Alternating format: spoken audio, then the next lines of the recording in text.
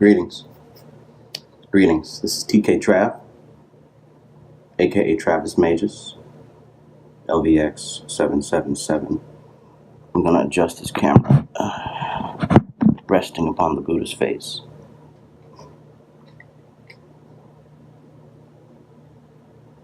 Oh. There we go. So, today, I'd like to talk about the divine masculine in relation to the divine feminine. Okay? When dealing with magic or any form of spirituality, one must understand that living in a dualistic world like we do, the energy has two currents. All right? And yeah, we're going to say two currents because that's how things are sifted into this universe. One current is the positive polarity, one is the negative polarity. We call that masculine and feminine. It's the principle of gender. Assuming that you understand what the divine, assuming that you know of the divine masculine and the divine feminine, you know, like say Isis and Asar, or Lilith and Samael. Most every spiritual structure has a top male and top female. And if it doesn't have the female, it's an imbalanced practice. Because the divine feminine is the very essence herself of spirit, of magic, of mystery, right? Of change, of the flow that we move through, right? Assuming that you watching this channel deal with matters of the spirit, you've got to recognize the divine feminine and her importance in this whole thing. It is through her and in her that we move, okay? The divine feminine is a concept. It's a concept that expresses itself in this material world through many different avenues, and primarily through the female gender of the human race, or of any species. The divine feminine, of course, has principles of nurturing, of bonding and caring, and healing especially. But even the divine feminine is siphoned through three categories, and that is of the virgin, the maid, and the crone. Basically, young women, adult women, and older women. These are three different types of energies that the divine feminine manifests through. And you got to understand, each one of these comes with its own lessons. Okay? Being born a male, we tend to be more focused on the sexual aspect of females. And we do this because it's kind of a return to mother, right? It's kind of a return to being nurtured and healed, right? And even if you're not on the physical scale, it physically feels good, right? But the divine feminine is way more than that. And you can spend several lifetimes, and you probably have, or will, spend several lifetimes learning about who and what she is. When you switch your mind from being focused on the sexual aspect to being focused on the lessons that she brings in your life through the different channels, you begin to see things a lot differently. Right? As a man, the natural inclination is to dominate, to control, right? To possess, right? And to claim ownership. But what you learn is that all of these things cut you off from the energy of the divine feminine. Yeah, it cuts you off. And you may be out there, you know, making your moves, doing your thing that way, but just know you are not getting the full essence of that, what we call the divine feminine. The divine feminine is chaotic, all right? It's not something that can be controlled at all, period, right? You can't go to the ocean and spirit is over there. Holy shit. You can't go to the ocean and, force it to stop, right? No. It's going to rip you apart if you don't treat it with understanding, right? And that is how the divine feminine energy works. When you seek to utilize it in your life, the most powerful feminine entity that I've ever worked with, well, the most powerful ones I've worked with have all been females, or feminine, right? Notably Lilith, very powerful, life-changing, life-devastating, right? Look at Kali. You see what I'm saying? The destroyer of worlds, right? That is one aspect of the same divine feminine who is also the mother, the nurturing, caring mother and wife. But when it's time for her to get down to business, she's going to destroy everything. Everything. Without a care, without a concern, without being conscious of it. She is dancing and slicing off heads and drinking the blood. And she does not stop until the masculine, divine masculine, submits to her. Right? If you look at the iconography of these photos, she's doing her dance, right? She's cut the dude's head off. She's got this, that, and the third. The only thing that stops her is when the masculine energy lays at her feet, and she stops when she realizes that she has, stepped on him. This is a lesson to be learned. The only way to control, by any means, the divine feminine energy is to submit to it, period.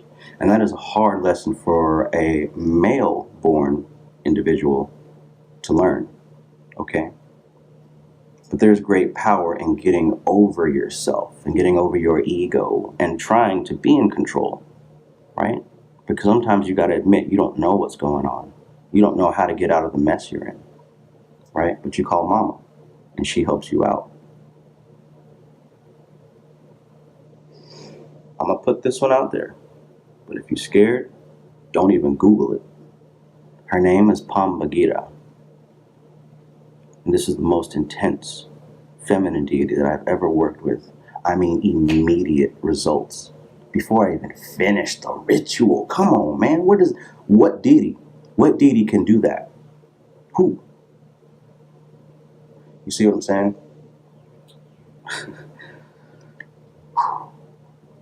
So, that is a good bit about the divine feminine energy. By the way, Pambagira comes from the spiritual practice of Kimbanda. And shout out to Hood Mystic on YouTube. Check him out. Really good. I watched a couple of his videos through Masterly Foolish, another excellent channel. And he has a video about Pambagira. All right, that's a great starting point for an outsider if you're going to continue to do the research. There's another channel called Dark Lordism, and he does a few videos about Pambagira that were very insightful. And from there, I just went off on the books and the research. And like I said, it's nothing to play with at all. She lives. She is real. It's nothing to play with. But if you feel that you're at a certain level where you can deal with it, and you've got to be pure of heart, your intentions have to be gold. All right? No selfishness, no trying to hurt or dominate. All right? But very life-changing. Now, to the divine masculine. The divine masculine, see, if feminine is the right brain, which represents creativity and the flow and chaos and art and music and all those wonderful, beautiful things, beauty, the left brain is considered masculine, right? And what the left brain controls is logic, is focus, right? Is order, right? Putting things in their place, solidity, firmness, right? Being of a solid mind, okay? That's why men act the way they do and women act the way that they do, because they are different channels and vessels and expressions of energy, all right? And one must really understand his own energy to not have it wasted or misused and abused. The divine masculine's purpose in relation to the divine feminine, because we as humans represent the divine masculine, right? It gets tricky. And spirit represents the divine feminine. So the purpose of the divine masculine with the divine feminine is to pull down that energy and direct it to the appropriate place. All right? Is to put order to chaos. Now, this doesn't mean to control it, right? This doesn't mean to grab the magic and the spirit and dominate it and use it for selfish purpose, because guess what? You can't do that. If you attempt to do that, you will surely destroy yourself. Surely. But if you take this energy and you direct it into the appropriate channels, you'll learn that you are now beginning to live in the flow, in the zone. You are now living in such a way that things just fall into place, right? You call it synchronicity. It's not synchronicity. It's balance. It's the way that it's supposed to be, right? You can start to move with your eyes closed, right? It's like when you do your job so much and so well that it doesn't take any thought. You can just, do your thing. And people are like, how does he do it? Oh my God, he's so cool. It's because you've mastered it. You've mastered your purpose.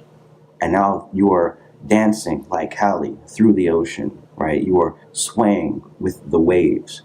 And she will take care of you. She nurtures you. She feeds you, right? She clothes you, right? She has sex with you. She is all those different aspects of femininity, from the young, the adult, and the old, right? She gives you advice, right? Encouragement, right? Everything like your grandmother, your mother, your lover, your daughter. Imagine an entity that represents all of those things. All of those things. And your purpose as the magician, and if you are male as the divine masculine, your purpose is to take this energy and ensure that it goes where it's supposed to go. All right? Your purpose is to interact with it. And as you interact with it, you'll learn that the proper way to interact with it is to let it move you. Right? You let it show you where to go and how to do what you do. You have to trust.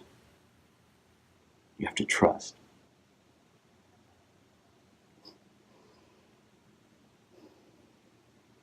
I mean, sometimes it just feels like a dream. It really does. To be moving in such a way that you just bless everybody in your vicinity, right? And people can feel the energy. They can feel it, right? It's a subtle vibration, but it's powerful. It's powerful. People who know nothing about you or what you're doing or anything, they can feel the spirit exuding from your pores, right?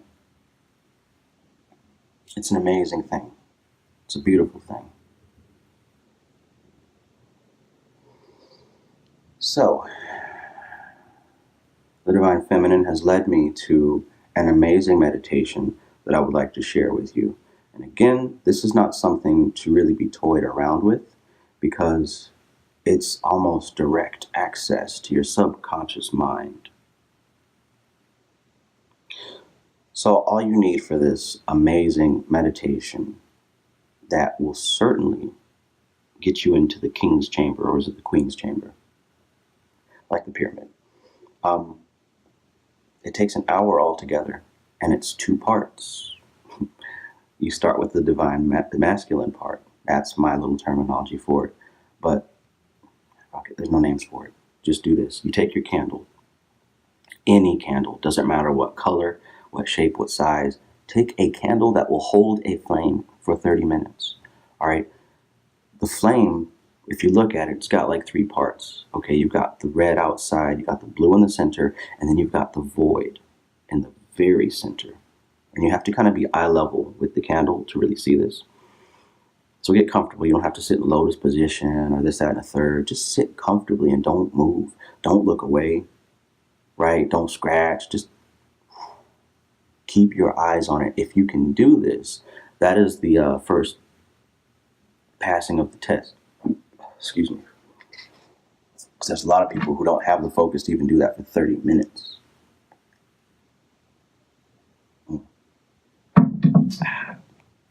Crown, rye.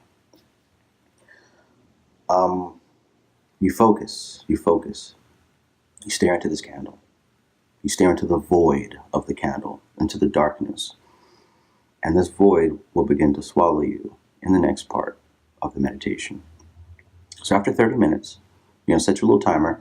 I recommend not setting a loud timer, just like something that's kind of smooth. Like, the iPhone has many different options for your timer alarm. Set something smooth or even vibrate, whatever, because you don't want to break the alpha state that you just put yourself into. Staring at this candle puts you into alpha state. All right, it just takes 30 minutes and you're there, right? So the next step is to stare into a mirror. Preferably do this at night or where it's all black. I'd recommend doing it when it's all black. Stare into this mirror for 30 minutes. Don't worry about trying to do anything or say anything. Just do it. You will sink into the subconscious mind, and whatever is there will come out. You need to face yourself. You need to face yourself. If you've never done this before, it'll be tough. But listen, it's not scary. You can handle anything. You can handle yourself. But this is the initiation. If you can't do this, you can't do magic. Not properly. You must face yourself. And hopefully you like what you see. Hopefully you love what you see. Right? This is you can post on Facebook and tell people this and say all that and whatever. But when it's just you in that mirror, the truth comes out. Literally, it comes out of that subconscious mind. There's no lie, right? There's no demons trying to poke you and bite you, right? There's no God that's judging you. It's just you and the blackness. And see what happens. See what comes out. And hopefully you do this every day. I'm about to go do it. Well, like I said, it's best when you do it at night. I tried it twice in one day. The first time I tried it, it was I was kind of disappointed, right? Because nothing really happened. I'm like, whoa, I thought that, I was going to speak to my higher self, da-da-da-da.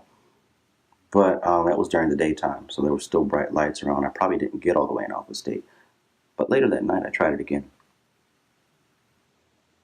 And I wasn't communicating with myself through a deific mask, right?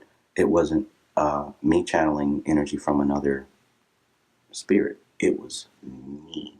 And the only other time this has ever happened is when I tripped on mushrooms several years ago. I went to heaven and saw myself. And I was very happy, myself that I saw, the other me. But anyways, when you do this, you're going to connect with yourself. All right? Talk, listen, just let it come out. You are not in control. Let the flow happen, exist in it. And it'll, you'll come back to reality eventually. Very intense. If you're not ready for this kind of thing, don't do it. But I think you are if you're watching this video, because you're looking for something. You're looking for answers, right? You're looking for an explanation. You're looking for the next step. I was looking for the next step. What am I supposed to do? What now? What's my purpose? What am I alive for, right? Why are all these great things and terrible things happening to me? What's the point, right? You're only going to find that answer in the subconscious mind. Nobody's going to tell you. I can't tell you, right? Most of these spirits aren't going to tell you, because there's a hierarchy to these spirits, right? There are some, the higher up you go, all the rest are under them, right? So why go to cut the middleman out? Go to the source. And I'm telling you, the divine feminine is her, or at least half of it. Pamagira is extremely powerful, so don't play around with her. Don't play around with Kimbanda. Don't play around with none of this stuff. Now, a lot of the other things that I've tried, I feel that they have some power, but maybe not enough, right? Maybe not enough to move the earth the way that I need it to move. But the deeper I go into like the Afro-Brazilian type stuff, like voodoo was pretty powerful, right? And then I found something older, something blacker.